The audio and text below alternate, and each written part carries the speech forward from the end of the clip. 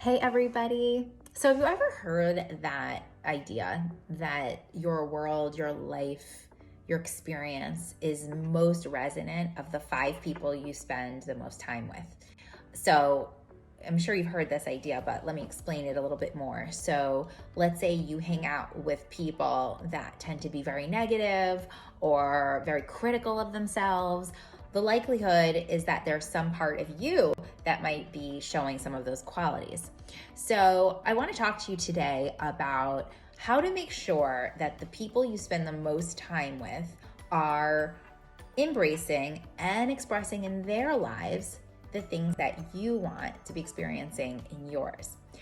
What this doesn't mean is that you have to ditch your friends. I'm not making that suggestion at all. I'm not sitting here saying that the people in your life are bad. I'm merely making a suggestion that you take yourself on a little bit of an exercise to make sure that you're being deliberate about inviting in the energy that you want in your life.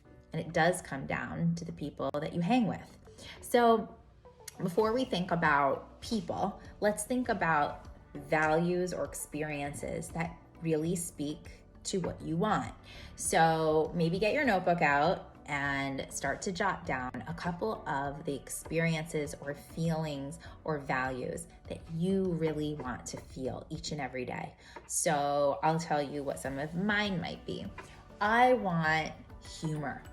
I love to laugh, and I want to be around people that see the joy in life, that see the fun, and that know how to have a smile, even if things are hard, but know how to be bright. So that's a big one for me. I want to be around people who are spiritually curious and spiritually connected.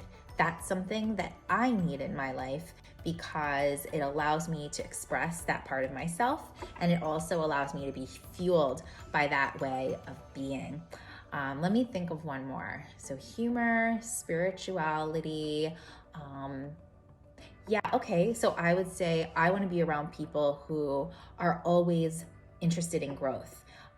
Whether that's their business life or their intellectual stimulation. I always want to be around people who are deeply committed to going to the next level.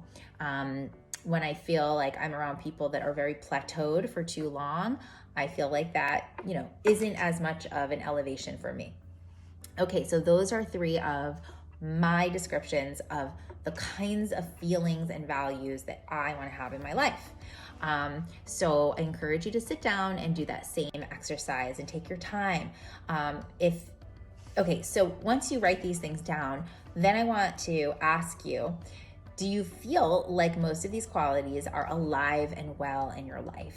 And if the answer is yes, it can be really awesome to think about the relationships you have, whether that is a really close work colleague, your partner in life, a friend, even your child, who has these qualities that you really feel like you get fueled from. And if you can name it and see the individuals that have it, it's actually an amazing gratitude exercise, because then you're like, I appreciate this, I appreciate you. And that's just a beautiful thing. Now, if you are looking at the people you spend the most time with, and it's not lining up on these feelings and values and connections that you really want to have, well, then you have a beautiful opportunity in front of you. It doesn't mean you have to get rid of anybody. It just means that you may want to add some people and add some experiences and add some time spent with people who have these values. And maybe there are people in your life that have these values, but maybe you just don't see them a lot, or maybe you're not communicating often, and maybe you can add more energy and effort in that direction. Maybe there's a desire to meet people who are new in your life, who you've actually not yet met, that evoke this new layer of joy or energy that you're looking for. And you can be proactive about seeking out those relationships. Or if you've ever watched my manifestation videos of past, you know that when you start looking for something, when you start telling the universe, like, I'm looking for a friend who makes me laugh. It's funny how you start to meet people who make you laugh.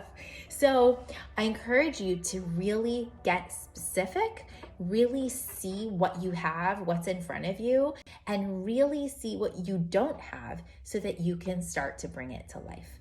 I hope that these tips really help you, because I want you always to remember that a lot of the things that you want that maybe you don't have are like very easy to bring to pass in your life. It's just that we don't always take the time to name it and to embrace it for ourselves. So these are some little ways that you can start to do so.